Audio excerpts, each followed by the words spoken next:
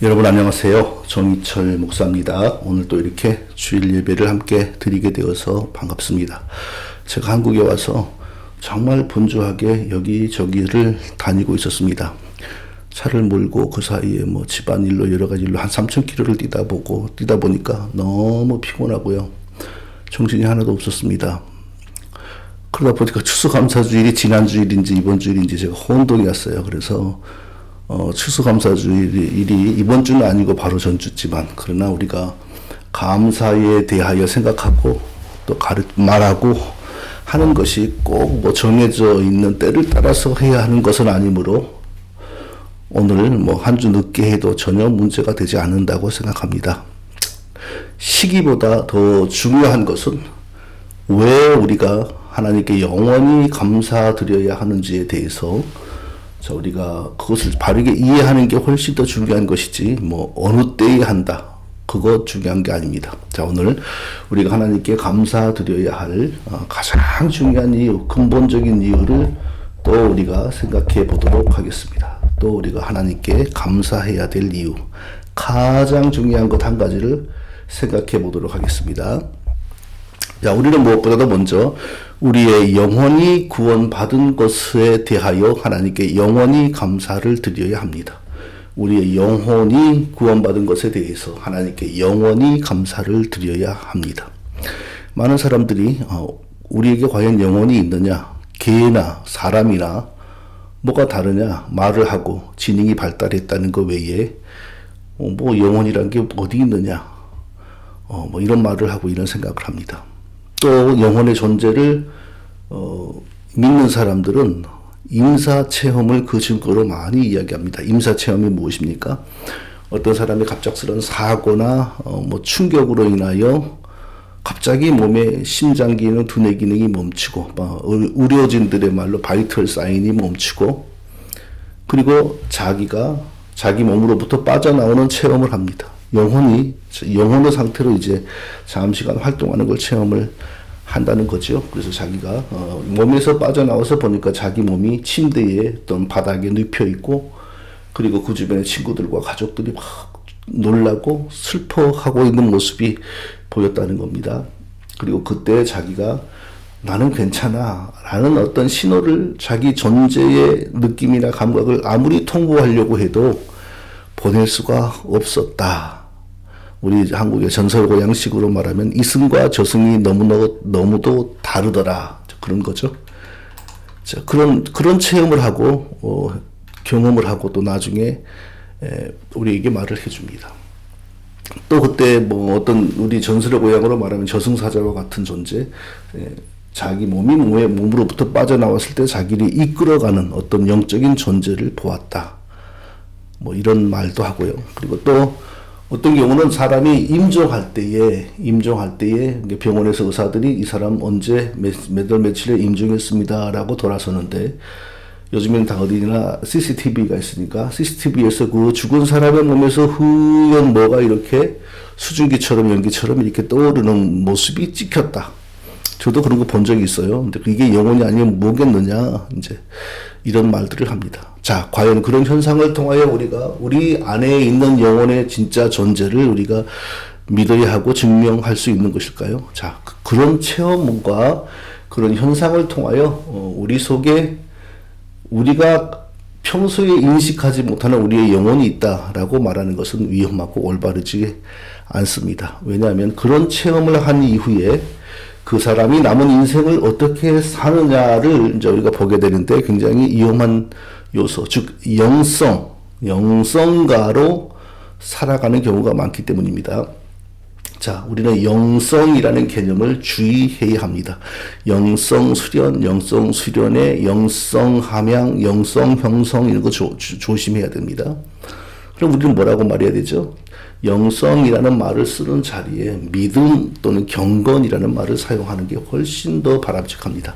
자, 믿음이나 경건이 무엇일까요? 정의해보면 하나님이 성경을 통하여 우리에게 말씀하시는 내용을 믿으면서 하나님과 동행하고 하나님을 섬기는 것이 바로 믿음 또는 경건입니다. 그런데 영성이라는 말은 또 어떤 차이가 있을까요? 조금 차이가 있는데요. 하나님을 믿는다, 하나님과 동행한다, 똑같습니다. 영성을 말하는 사람들에게도. 그런데 영성을 말하는 사람들에게는요, 성경이 가르치지 않는, 또 성경이 분명하게 말하지 않는 것을 체험하거나 추구하면서 하나님을 섬기고 하나님과 동행하는 경우가 아주 많다는 것입니다.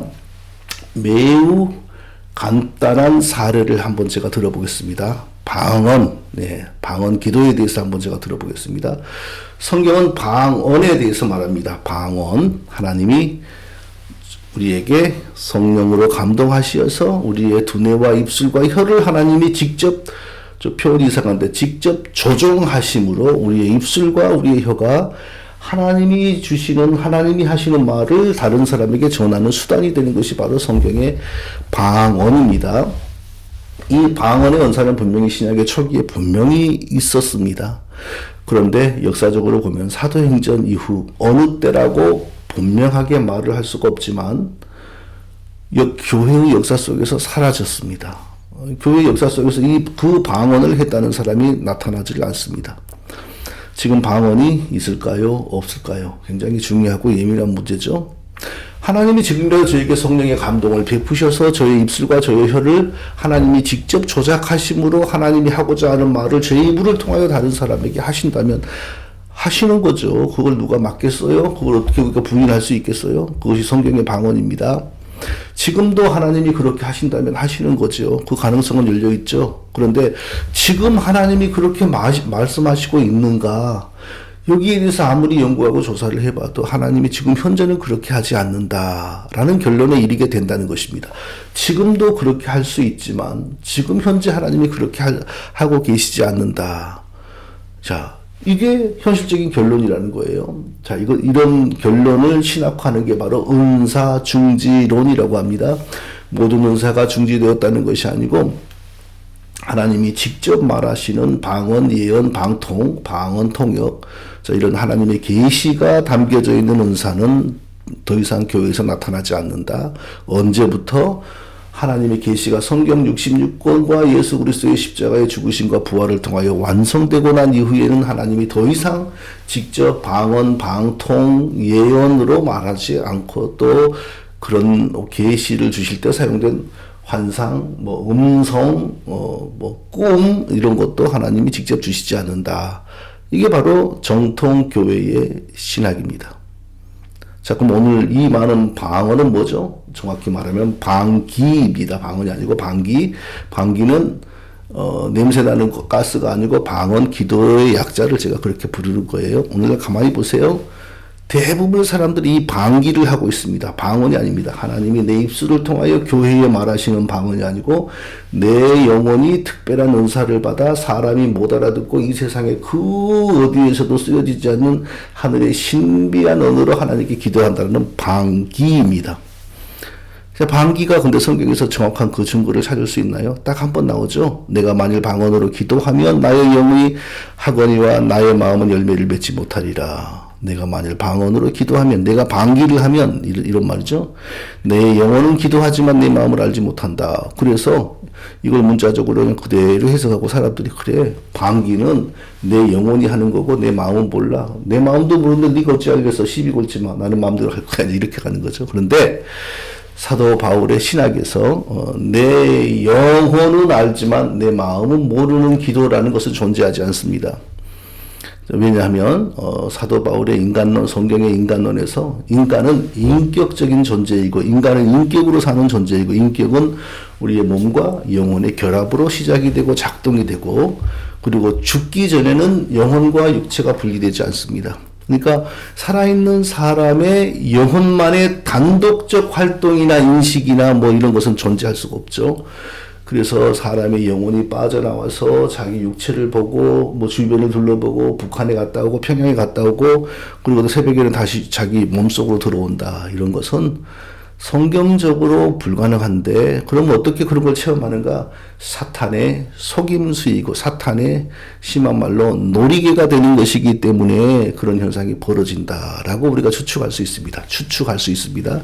그걸 정확하게 무슨 현미경으로 분석할 수 있는 건 아니잖아요. 그래서 그 유체에 있다라고 영혼이 돌아다니는 사람들을 보면 다 이상한 짓들을 해요. 성경이 가르치지 않는 사상을 가지게 되고요. 자, 그런 거, 그 성경에서 증거를 찾을 수 없는 방기를 통하여 하나님과 몇 시간 대화를 하고 신비한 교제를 나누고 몇 시간 동안 해도 길게 느껴지지 않고 그러면서 하나님과 동행하고 하나님을 섬기죠. 이런 게 바로 영성의 특징입니다. 성경에서 찾을 수 없어요. 그런데 하나님을 믿어요. 하나님을 섬겨요. 하나님을 더 말하고 하나님께 더 집착을 해요. 그리고 뭐 그런 것이 영의 세계로 들어가는 관문이다. 그런 것은 영의 세계의 기초 단계이다. 신비한 영의 세계를 들어가는 시작의 단계이다. 막 그런 거 추구하지 않습니까? 영성 세계의 신학이 그렇게 형성이 되는 거죠. 자, 이런 것은 경건이 아닙니다. 믿음이 아닙니다. 왜냐하면 성경에 정확하게 근거하는 가르침을 또 근거하는 체험을 통하여 하나님을 섬기는 것이 아니기 때문입니다. 우리는 어떻게 하나님 섬겨야 됩니까? 언제나 정확하게 성경의 말씀에 근거하여 하나님을 섬겨야 됩니다. 그것이 바로 경건한 사람의 신앙이고 그게 바로 성경적 믿음의 사람의 신앙입니다. 영성의 사람, 영성이 깊은 사람의 신앙의 근거는 성경에서 찾을 수 없습니다. 그러나 하나님에 대해 뜨거운 감정이 있습니다. 그 뜨거운 감정과 하나님에 대한 뜨거운 집착이 성경에 근거하지 않은 것에서 나타나는 신앙으로부터 비롯된 것이니 위험하다는 거죠. 그래서 우리는 명상의 영성, 묵상의 영성, 기도의 영성, 청교도 영성, 이런 것을 대단히 주의하고 대체 저 사람은 무슨 사고 가운데서 무슨 이해 가운데서 저런 말을 하는가 우리가 생각을 해 보아야 하는 것입니다. 자, 영혼을 경험하게 하는 임사체험 이런 것이 바로 우리 속에 영혼이 분명히 있다라는 것의 증거로 삼기에는 너무나 위험하다는 것입니다. 실제로 그리고 임사 체험하는 도중에 만난 천사, 빛의 사자, 사탄일 경우가 되게 많습니다. 왜냐하면 이후에 거기서 나와가지고 이후에 인생이 변하는데 아주 종교적으로 변합니다. 그런데 성경의 가르침을 따르지 않는 경우가 훨씬 더 많습니다. 그러면 그 정체가 뭐겠어요? 하나님의 세계를 경험한 게 아니고 성경을 통한 좁은 문으로 들어가서 하나님의 영적 세계를 경험한 게 아니고 다른 속임수의 세계를 경험했다. 우리가 이렇게 짐작할 수가 있는 것입니다. 자, 성도 여러분, 그러면 우리는 어떻게 우리 속에 영원 불멸하는 영혼이 있다는 것을 알게 되는 것이죠. 그것은 성경이 우리에게 육체가 전부가 아니고 영혼이 있다라고 분명하게 말하기 때문입니다. 성경이 우리에게 영혼이 있다라고 영원 불멸하는 영혼이 있다라고 성경이 분명하게 말하기 때문에 우리 속에 영혼이 있다라는 것을 우리가 분명히 믿어야 되는 겁니다. 예수 그리스도는 죄만 빼고 우리와 동일한 사람이었습니다. 그리스도께서 십자가에서 죽으시기 직전에 뭐라고 하나님께 부탁하셨습니까? 아버지여 내 영혼을 아버지 손에 부탁하나이다. 무엇을? 내 영혼을. 자, 그리스도의 신성은 조금도 손상이 없고 변함이 없는 하나님 그 분이죠. 그러나 그리스도의 인성은 죄만 빼고 우리와 동일한 인간이셨습니다. 그런데 그리스도께서는 죽으시기 직전에 하나님께 내 영혼을 아버지께 의탁하나이다 라고 부탁하셨어요. 자, 그러므로 우리가 이런 결론에 이를 수 있죠. 예수 그리스도의 인성은 죽었고 또 하나님으로부터 구원을 받았습니다. 아니, 예수님이 구원을 받았다고요? 와, 이렇게 따지는 믿음이 좋은 줄 알아요. 자, 우리가 일반적으로 생각해보지 않은 영역이라서 그렇습니다. 예수 그리스도의 인성의 영혼은 신성에게는 영혼 없죠. 인성에게는, 우리와 같은 인성에게는 영혼이 분명히 있죠. 그 인성의 영혼은 하나님으로부터 구원을 받았습니다. 그러니까 죽으시기 전에 아버지여 내 영혼을 아버지께 의탁하나이다. 이렇게 부탁하신 것이죠. 많은 사람들이 예수 그리스도에게 영혼이 있다는 것을 이해를 못합니다. 아주 이상한 말로 예수님이 사람이야? 왜 우리와 같은 영혼이 있어? 막 이렇게 따지죠. 예수 그리스도에게 영혼이 있다라는 것도 이상한 말로 들리고 있는 것은 우리가 이쪽으로 많이 생각을 해보지 않고 연구를 해보지 않았기 때문입니다. 자, 예수 그리스도의 인성은 제가 말씀드린 것처럼 죄만 빼고 우리와 똑같은 인성입니다. 똑같은. 그러니까 혈액형이면 우리는 A형이고 예수님의 살았을 때의 인성은 B형일 수도 있고 그건 우리가 모르는 거죠. 그러나 그 피도 본질적으로 우리와 같은 인간의 피이죠. 특별한 하늘의 액체가 아니었다는 거죠. 그게 성경적인 이해입니다. 이렇게 말한다고 해서 예수님에 대한 신성 모독이 아니냐라고 의심을 품는 것은 잘 성경을 예수님에 대해서 잘 이해를 못하고 있기 때문입니다. 예수 그리스도의 인성의 영혼도 아버지로부터, 하나님 아버지로부터 피조되었고 구원을 받은 겁니다. 죽으신 후에 구원을 받은 겁니다. 예수님의 몸이 마리아의 태중에 성령으로 잉태되었을 때 하나님께서 예수님의 인성의 영혼도 어느 순간 창조하셔서 그 몸과 결합시키셨다는 것을 시키셨다는 것으로 짐작하는 것은 절대로 비성경적인 사고가 아닙니다. 그러므로 만일에 이론적으로 하나님께서 예수님이 십자가에 죽으실 때 그 인성의 영혼을 구원하지 않았다면 어디 갔겠어요? 지옥에 갔겠죠. 그럴 일은 없지만 그리스도의 인성은 지와 무관하게 창조되었시어서 지와 무관하게 출생하셨고 사는 동안 내내 하나님께 순종하시고 하나님을 기쁘시게 했으므로 하나님으로부터 예수 그리스도의 영혼의 인성의 영혼이 구원을 받지 못할 이유가 전혀 없는 거죠. 그러므로 죄 없으신 예수님의 인성의 영혼은 죽으시는 즉시 낙원으로 갔다라는 것을 우리가 성경을 통해서 충분하게 짐작할 수 있고 낙원에서 예수님의 몸의 부활을 기다리고 있었다. 그건 당연히 우리가 짐작할 수 있는 사실이죠.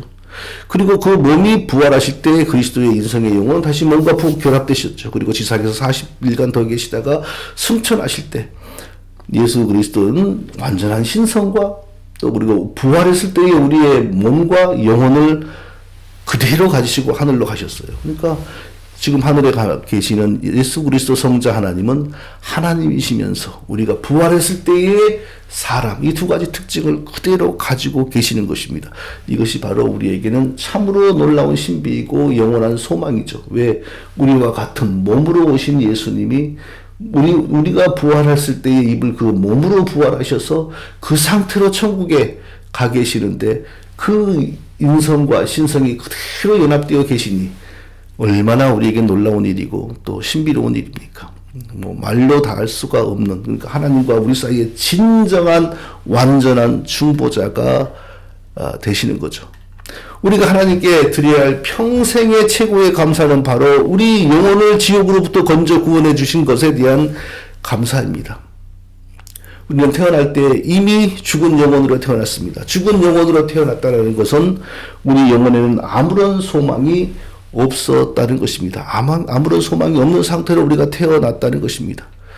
우리 영혼은 우리의 조상 아담이 하나님을 섬기지 않고 반역하여 스스로 하나님과 같아지려고 시도했을 때 이미 저주받고 죽었습니다. 물론 그때 우리 개인들의 육체와 영혼은 아직 창조되지도 않았고 태어나지도 않았을 때이죠.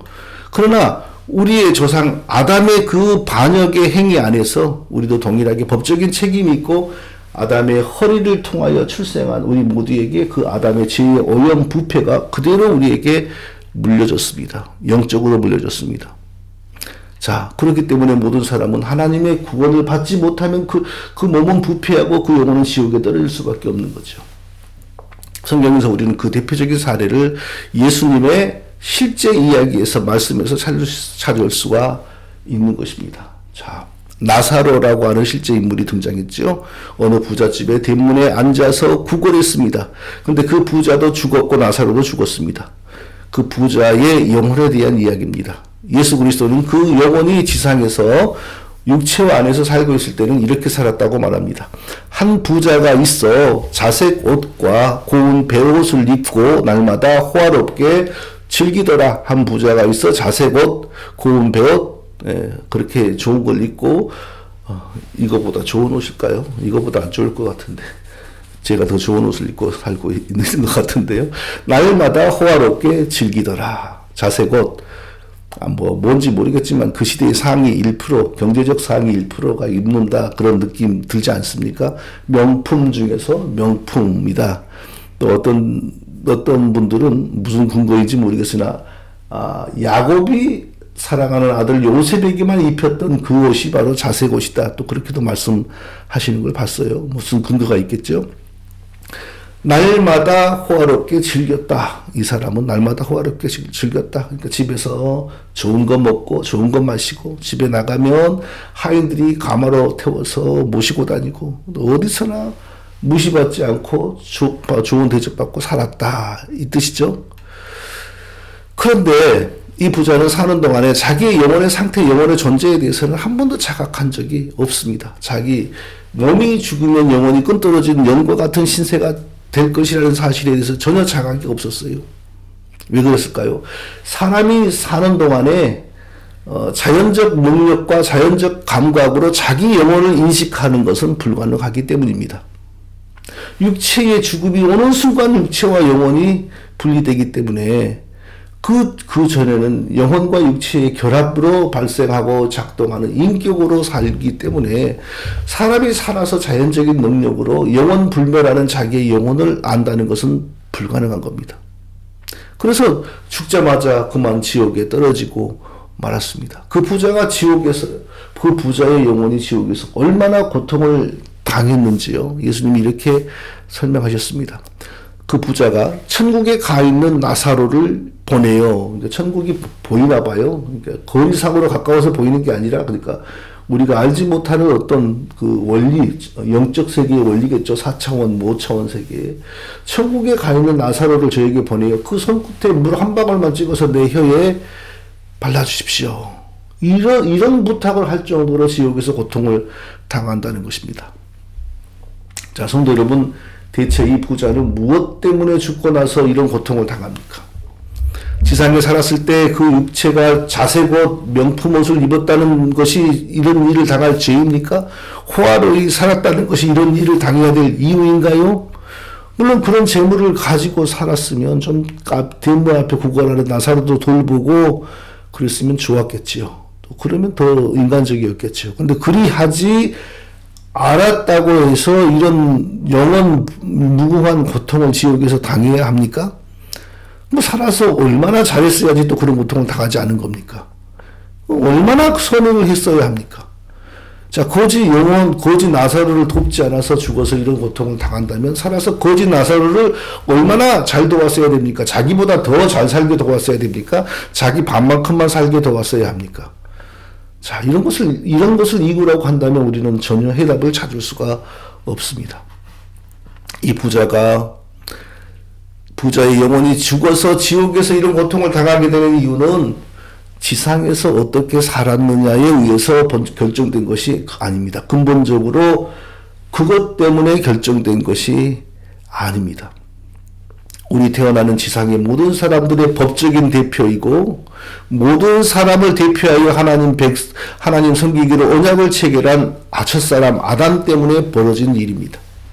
하나님을 섬겨야 할 백성으로 창조되어 하나님과 영원히 하나님 백성으로 살겠다고 언약을 체결한 아담이 하나님을 반역하고 배반하고 스스로 하나님의 자리에 앉으려고 했습니다. 이것이 바로 아담의 죄입니다. 선악과를 먹으면 눈이 밝아져서 하나님과 같이 된다. 마귀의 그 유혹이 너무나도 달콤하게 들려서 행동으로 옮겼다는 것은 하나님처럼 되고 싶은 교만한 마음이 마음에 부글부글 가득가득 끓었다는 것입니다. 그래서 그렇게 된 것입니다. 하나님 백성으로 살아야 할 자가 하나님 백성으로 영원히 살고 하나님을 섬기겠다고 언약한 자가 하나님이 되려고 반역했으니 하나님이 그를 영원히 멸하고 죽이시는 건 당연하죠. 옛날부터 반역자는 3족 또는 9족을 멸하지 않았습니까?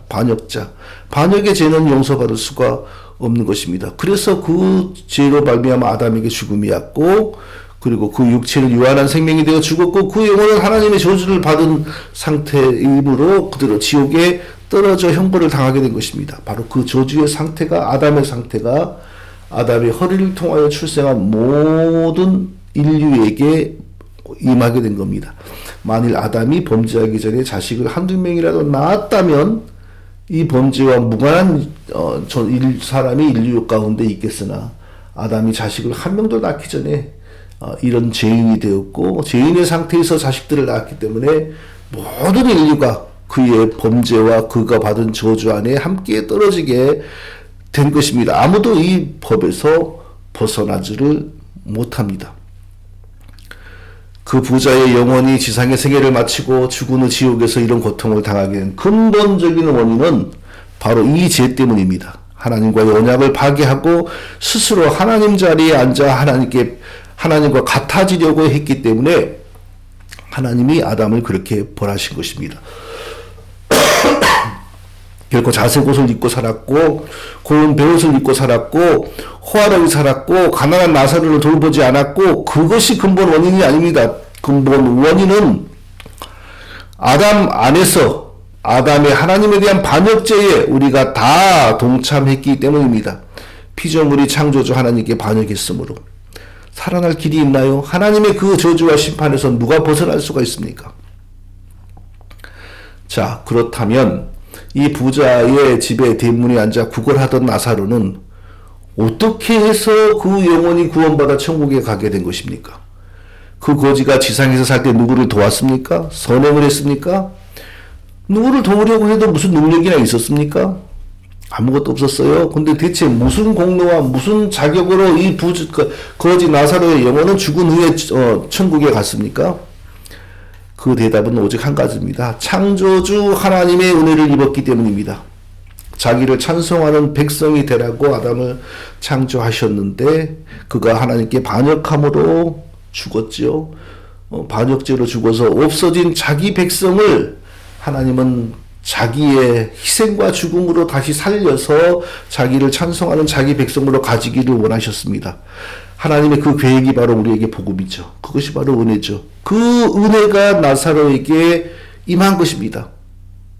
하나님께서 나사로와 우리의 죄값을 대신 지불하기 위하여 무슨 방법을 택하셨습니까? 우리와 동일한 사람이 되셨습니다. 죄만 빼고 우리와 동일한 사람이 되셨습니다. 사람이 되시어서 우리의 죄값을 스스로 짊어지고 십자가에서 피 흘리고 죽으심으로 우리의 죄값을 완전히 하나님께 지불하셨습니다. 누가 이런 일을 하셨습니까? 구약 성경에 자기의 이름을 여호와라고 드러내신 하나님께서 성육신 하시어서 십자가에 달려 피 흘려 죽으심으로 우리의 죄값을 갚으신 것입니다.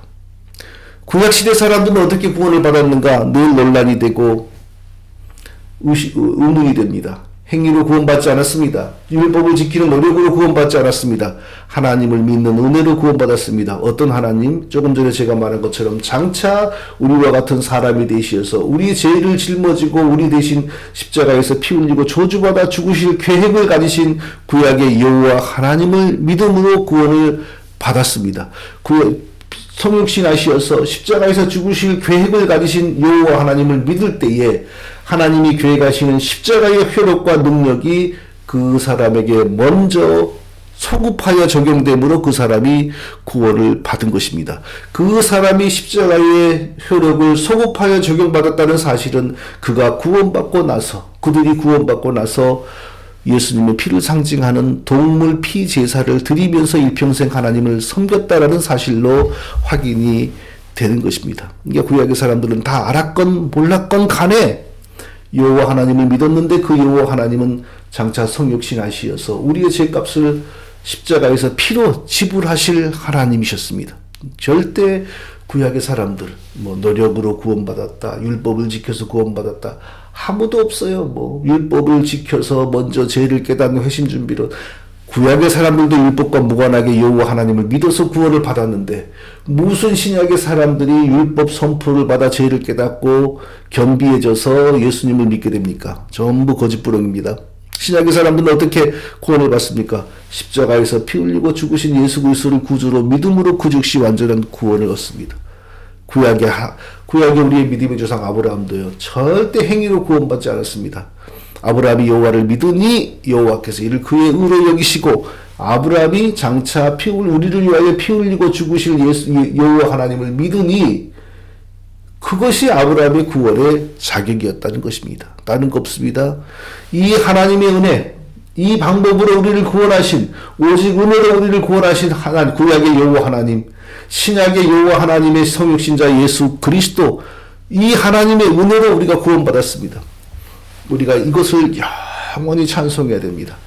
추수감사절 되면 사과도 넣고 배도 넣고 바나나도 넣고 그러니까 이게 눈에 보이는 하나님이 주신 것으로 인하여 우리가 감사하는 경향이 있는데 그거 아닙니다. 눈에 보이지 않는 것에 대한 감사가 가장 중요한 감사입니다. 영원히 죽을 수밖에 없는, 영원히 지옥의 형벌을 받을 수밖에 없는 내 영혼을 지옥에서 건져주신 하나님, 나를 대신하여 사람이 되시어서 십자가에서 피 흘리고 죽으심으로 나의 죄값을 지불하심으로 이것이 우리의 구원이고 이것이 우리의 영원한 찬송입니다. 다른 것이 아닙니다. 우리가 선행을 해서 구원을 받으라고 했으면 아무도 구원받지 못합니다. 우리가 구원에 합당한 자격의 100분의 1만이라도 갖추면 구원을 주신다고 했으면 여러분들은 가능했는지 모르지만 저는 절대로 불가능합니다. 온 나라를 다 뒤져서 나사로 같은 사람들을 찾아서 다 도와도 우리가 차를 팔고 집을 팔고 다 팔아서 도와도 구원을 받지 못합니다. 오직 하나님께서 나를 택하시고 나는 구원이 뭔지 알기도 전에 나를 위하여 피 흘리시고 복음 그 다음에 복음을 보내시고 성령으로 역사하여서 그리스도의 복음을 믿게 하심으로 완전히 영원히 구원을 주신 것입니다. 선행과 상관없고 11조와 상관없고 교회 출석과 상관없고 우리의 구원의 자격이 우리가 11조 하니까 구원한 거 아니고 선행하니까 구원한 것 아니고 하나님이 우리를 택하셨습니다. 그리고 우리를 위하여 먼저 죽으시고 우리를 그리스도를 믿게 하심으로 우리를 구원해 주신 것입니다. 이것이 우리가 영원히 찬송해야 될 이유입니다. 믿음으로 우리가 구원받았습니다. 믿음이 구원을 위한 통로가 된 것입니다. 그런데 이 믿음은 우리가 가졌으니까 하나님이 주셨습니까? 우리가 가진 것 아닙니다. 우리가 찾은 것 아닙니다. 우리가 연구하여 발견한 것도 아닙니다. 오직 하나님이 우리에게 선물로 주신 것입니다. 너희는 그 은혜에 의하여 믿음으로 말미암아 구원을 받았으니 이것은 너희에게서 난 것이 아니요 하나님의 선물이라. 하나님의 선물이라. 믿음은 하나님의 선물이다. 믿음을 택한 사람 없습니다. 믿음을 스스로의 노력과 결정으로 취한 사람 없습니다. 성경이 마치 우리가 믿음을 선택하는 것처럼 말하는 것은 겉으로 보기에 그렇다는 것입니다. 이미 내면의 세계에서는 하나님이 믿음을 선물하여 주시니까 우리가 믿게 되는 것입니다. 그러므로 우리가 하나님께 영원히 감사해야 됩니다. 언제나 감사해야 됩니다. 우리가 구원을 위해 한 것이 없습니다. 우리는 하나님을 택하지도 않았습니다. 우리가 하나님을 선택하지 않았습니다. 우리가 구원받기 위해서 노력하거나 헌신하지 않았습니다. 그리해도 되는 것이 아닙니다. 하나님이 우리를 택하시어 우리를 위하여 먼저 죄값을 치르시고 그리고 그 복음을 우리에게 보내시고 성령으로 역사하셔서 그 복음을 믿고 예수 그리스도를 구주로 믿게 하셨습니다. 그 즉시 영원하고 완전한 구원이 임하는 것입니다. 그 부잣집에 살았던 부자에게는 이 은혜가 없었습니다. 그런데 그 대문에 구걸하고 살았던 나사로에게는 바로 이 선물이 있었던 것입니다. 왜 부자에게는 없었고 왜 나사로에게는 있었는지 아무도 모릅니다. 하나님만이 아십니다. 그게 바로 하나님의 은혜입니다. 사랑하는 성도 여러분, 우리가 무엇으로 인해 감사합니까? 하나님이 우리에게 주신 눈에 보이는 것으로도 감사해야 되지만 그것보다 더 먼저 하나님이 우리에게 주신 보이지 않은 것, 영원한 것, 가장 중요한 것, 우리 영혼의 구원을 주신 것, 이것에 대해서 일평생 감사하는 우리 모두가 다 되기를 원합니다. 기도하겠습니다. 거룩하신 아버지 하나님, 우리가 무엇보다 영원 불멸하여 영원히 지옥에서 고통받을 수밖에 없는 우리의 영혼을 하나님께서 구원하여 주신 것으로 인하여 감사합니다. 영원히 감사하고 쉬지 않고 감사하고 일평생 감사하는 우리 모두가 다 되게 하여 주옵소서. 예수님의 이름으로 기도합니다. 아멘.